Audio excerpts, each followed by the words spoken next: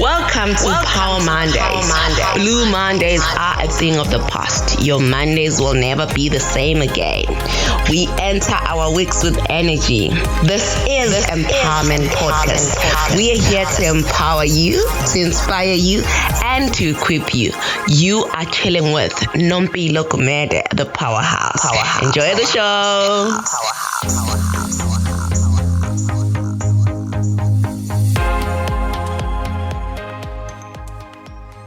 Greetings, beautiful people. On this beautiful Monday, I am Nompilo Gumede, the Powerhouse, and I hope you had a rested weekend and you are ready to start this week on a high note and you are wanting to reach your goals.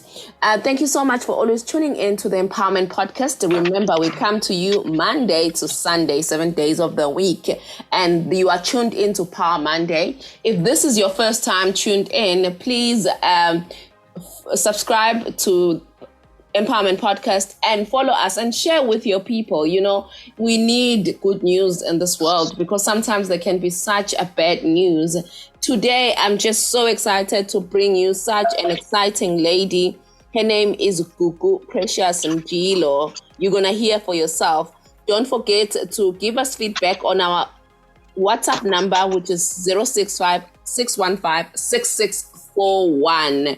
And remember to follow us on all our social media platforms. We are on YouTube as the Empowerment Podcast. Please subscribe to our channel for good content to keep you motivated. We aim to empower, to inspire, and to equip. So we are on Instagram, on Facebook, and we are on TikTok as well. So follow us and we'll follow you back. I'd like to welcome Gugu on the show today. She's such an amazing young lady. Before I go to Gugu, I'd like to send a shout out to Miss G, Gugu Sibiya, Madlala Sibiya, who always gives me good content. She always hooks me up with good people.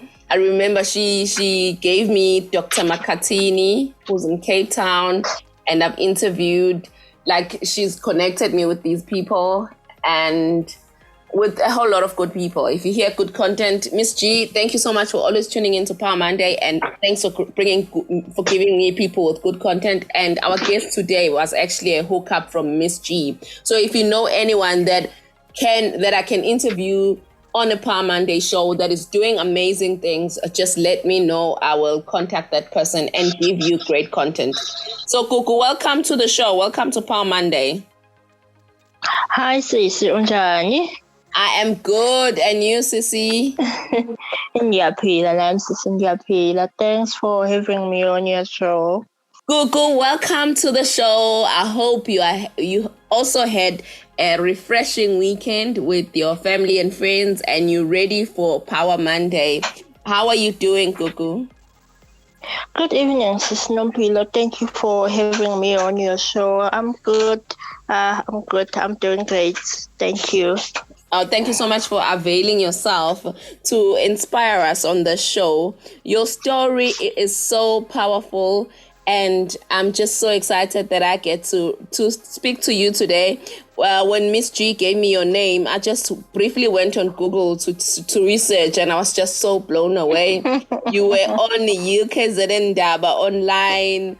You've written a book, doing your PhD. You are just so amazing, Sissy. Well done on all the great work that you're doing. Thank you. Thank you so much, Sis. Thank you. So tell me more about Gugu. Where are you from and how old are you and what defines you? Okay, originally from a small village called Shogozi. That's where I was born and bred. But when I was 12, my family decided to move or to relocate because we are now located we relocated to Scotland, which is also in South Coast. I mean, South Coast. Yeah, South Coast because yes, it's closer to Potchefstroom. So yeah, that's where I'm residing back at home. But I'm based in Pietermaritzburg.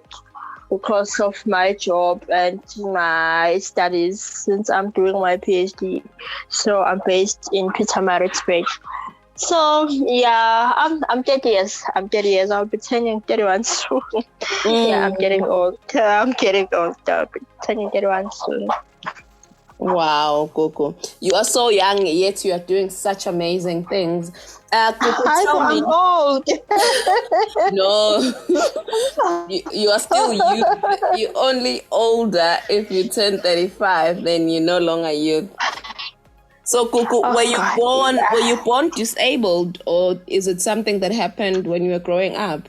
No, I was born with my disabilities. It's not something like that happened along the way. You know, some of disabilities, they occur through or in a form of accident, or like when you are growing up and then your body just decides to deformate or something like that. But mine, I was born with it.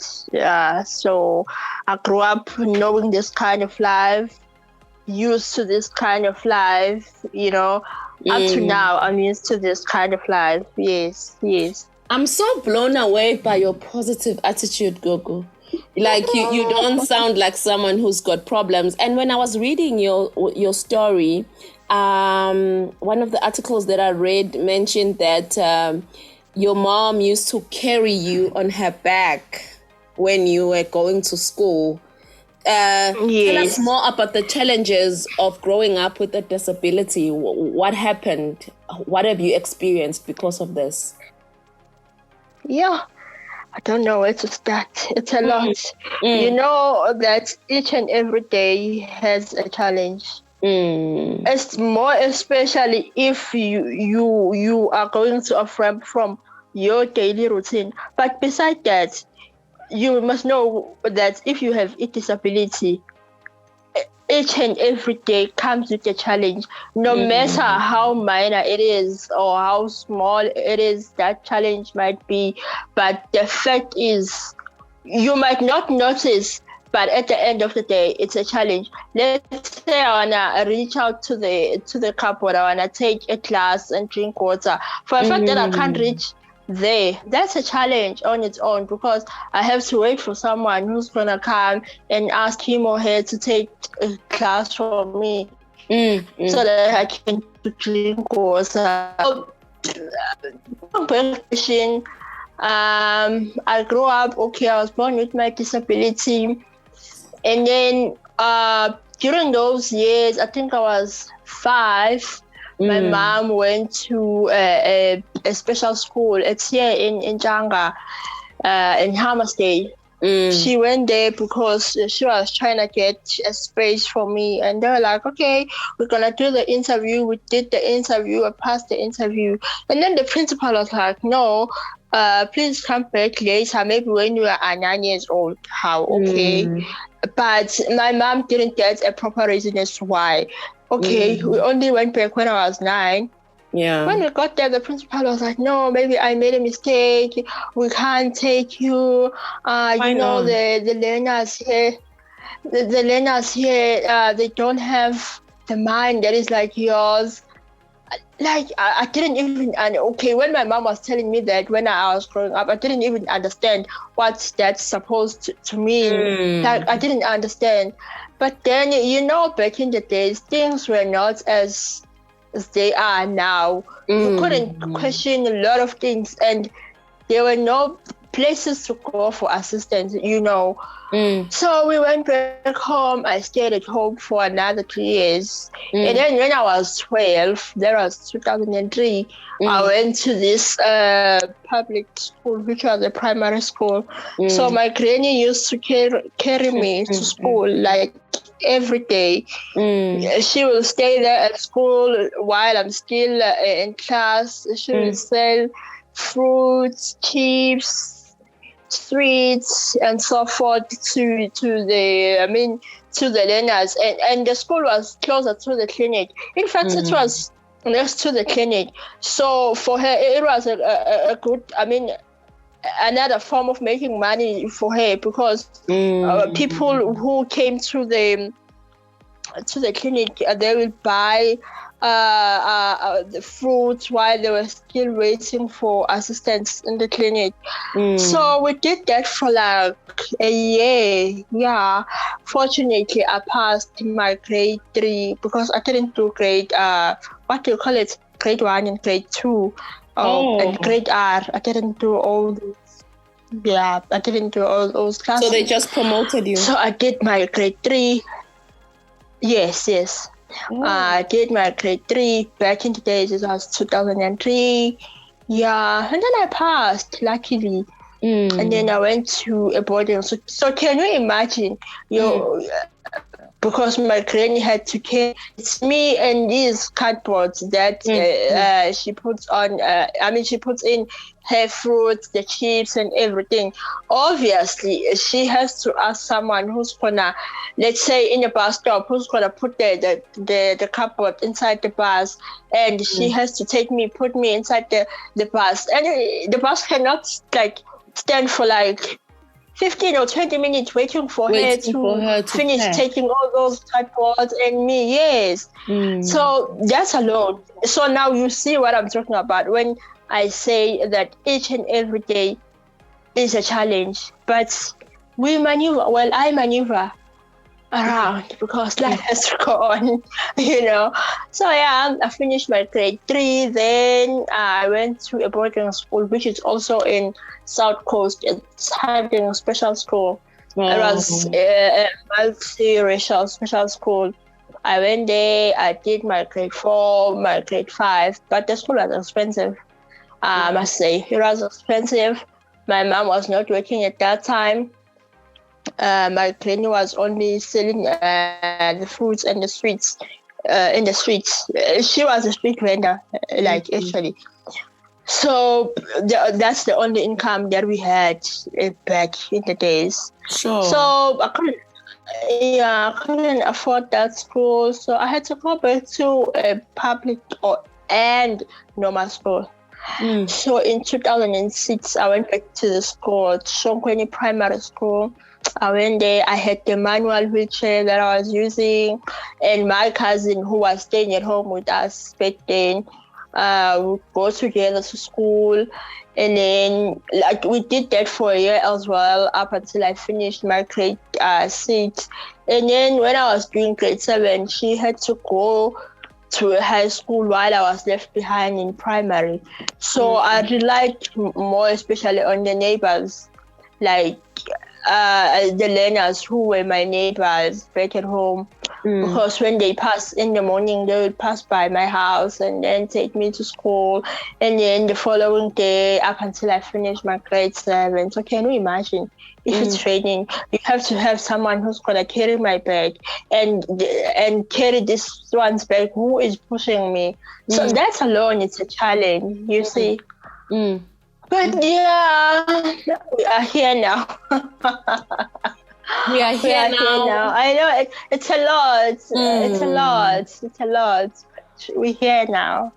We're here now. But all I'm trying to say is that each and every day, just know when you see someone who has a disability that, okay, maybe she has or he has gotten something that has challenged him or her already during this day, or she is about to experience it before the end of business day. So that's always the case. I'm used to it. It has become a norm or part of my life, because automatically I know that I will somehow experience something, even if it's a minor thing, but it will happen, But I fact that, let's say at work, I need to print and the lift is not working, definitely I can't go upstairs to print. So I must ask someone who's going to print for me. So you see all those little things. You might think that, oh, no, whatever, I'll see some other time. But to me, because someone can use the staircase, go upstairs, print, and then come back, and then end of story. But for me, and sometimes it's even hard to explain something to someone, to say, please go and print this for me, because I know exactly what I want to print. I know how I want to, arrange it before printing. But the lift is not working. So yeah, that's the story of my life. Yeah. Because even in high school, there were challenges because I attended a normal school as well. There were challenges, a lot of challenges, lot day in, day out. Imagine a normal school in rural areas, quantity school. So can you imagine? Can Sure. you imagine? But by God's grace, I have my metric. I finished it on record time, and luckily I was able to. Yes, I was able to get to varsity. So yeah. Girl, you didn't just get to varsity. You excelled No. at varsity and now you're doing your PhD. What kind of challenges did you experience when you enrolled at the university and how did you overcome them? When you're speaking about university and challenges, even my master's thesis was based on the challenges that are faced by students with disabilities. So, and the reason I did my master's on that particular topic it's because of the challenges that I experienced when I was doing my undergrad degree and my honors. Okay, I started in 2013, but you know that your varsity life will teach you a lesson. God, Yeah. I remember during registration week, I came to campus. When you try to move around on campus, there are staircases almost everywhere. And the funny part, you don't know where are you gonna get a ramp. And even if you try to ask around, you will find that these people whom you are asking are also new students, so they know nothing about the varsity environment. So now you will find that you will walk a distance for like 100 meters, not even 100 meters, and then only to find when you get there, there is a staircase. There are staircases, and you have to go around looking for a ramp. When you get it, let's say you are going to class. When you get it, it's already late. God, my first week was terrible. Was terrible because I was trying to adjust to the environment that I'm no longer at home. I'm at varsity. Why am I at varsity? But now the environment was not allowing me to adjust because of the infrastructure. I would say that was number one thing, the infrastructure. And sometimes you find that even these people who are assisting about registration, yes, they are aware that there is something called disability, but now it's right here in front of them. So now, as a matter of how are they dealing with it, it's another story for another day. Not that they are rude, but they don't even understand where you say, okay, I have a disability. I came to do this degree. How should I go about? They will keep on saying, please ask this person, please ask the next person. And you find that time is not on your side. But the next thing, it's already 4 o'clock. You have to go back to your rest and then come back the following day. All those minor things, they were challenging. But like I remember second week when we were supposed to go and attend all the lecture theaters here educated in, they had I had to change another what I was supposed to do and another one because I couldn't attend the first module that I had registered for, and it was part of my degree.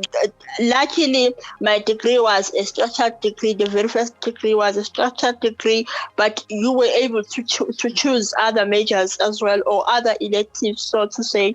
So I was forced to change elective, and most of the students whom we were doing the same degree with, they were doing that course. I was so sad because I couldn't do it. It was a baseline for English, yeah, something like that, but I couldn't do it because I was like, no, I want to improve my English since I'm from the rural areas and I was attending just like a normal public school. So I was like, I wanna improve my English, but I couldn't. So I had to choose another module. Well, I did, but at the end of the day, I finished my degree. That alone was a challenge. You go to rest, there are challenges. Maybe the bathroom isn't accessible. Not even before you go to rest, actually, even on campus, you find that other bathrooms are not accessible. So you'll have to go like to the disability unit if you want a bathroom that is more wheelchair friendly, and it's far from where I'm attending to the disability unit whenever I want to pee or something like that. So it was quite a lot, to be in short. It was quite a lot. It was challenging, but then at the end of the day, I had this thing that I came home to get this degree, so I have to try by all means to get it. So I guess that did play a role. That motivated me a lot. Yo, girl, I'm so inspired by your story. The fact that there were challenges and there were so many of them, but you overcame, and now you're doing your PhD. You also wrote a book. Congratulations on your book. Can you please tell us what your book is all about and what inspired you to write this book? Thank you. Well, I wrote a book last year. Reason being, I wanted to educate people about disability, and that it's possible even if you do have a disability, because there are parents that they have this notion that if a child is disabled, then that's the end of the world. That's the end of it. You know, there is nothing after that. So I was like, let me just write a book as a source of awareness to people with disabilities first, and to their parents or families, and to the community of South Africa at large, because I believe we all have disabilities. It's just that we need to be educated about certain disabilities. Let's say you have a disability, I have to be educated about your disability. You know what I'm saying? So I was like, let me just put it out there, just pen it down. What is disability? No, at first, who is Gugu? And Gugu having a disability, what does that mean? You know, so that's the reason. That's reason number one. I wrote a book, and you know, you find people asking, "Why are you like this? Why this is like this? Why are you like this?" But or yet you are able to accomplish 1, 2, and 3. So I was like, let me just pen it down to differentiate, or I mean, to make an illustration as to who is Gugu, and Gugu being disabled. What does that mean? What is a disability besides Gugu being here like that? You know. So that's the reason I wrote a book. Like, it was just an awareness about myself and other disabilities as well. And the fact that being disabled is not the end of the world. I mean, you can do your PhD. Yes. Wow. So, yeah, that's the reason why I did. You can be anything that you want to be.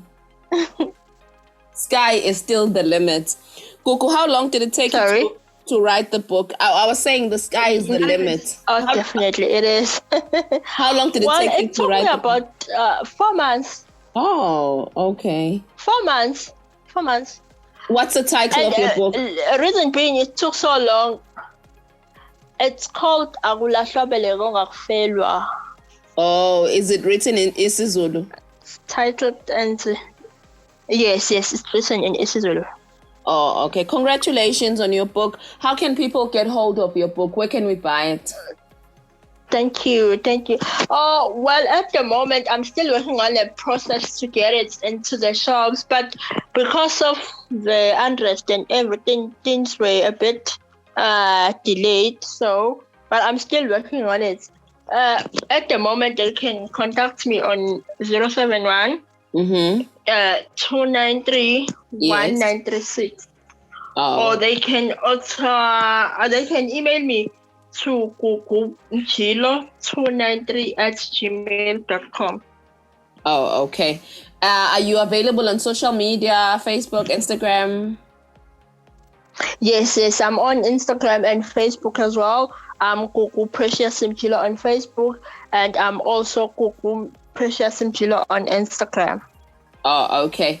Gugu, we wish you all the best with your book. You are such an inspiration for not looking at yourself and thinking you cannot do everything that God has called you to do. You went against all odds and you said, I may have a disability, but I'm going to go against all those odds and do my PhD and write my book and live my life and be positive. I am so inspired by just having this conversation with you. I feel like really we do not have to have excuses. We do not have to put limits. No. We don't have to. Yeah, because, if you can, so can anybody else. So can I, So thank you so much for coming to the Power Monday show in the Empowerment Podcast Studios. Have a blessed Monday and the week ahead. Thank you, Gugu. Thank you so much for having me. Thank you. Okay, bye. Bye.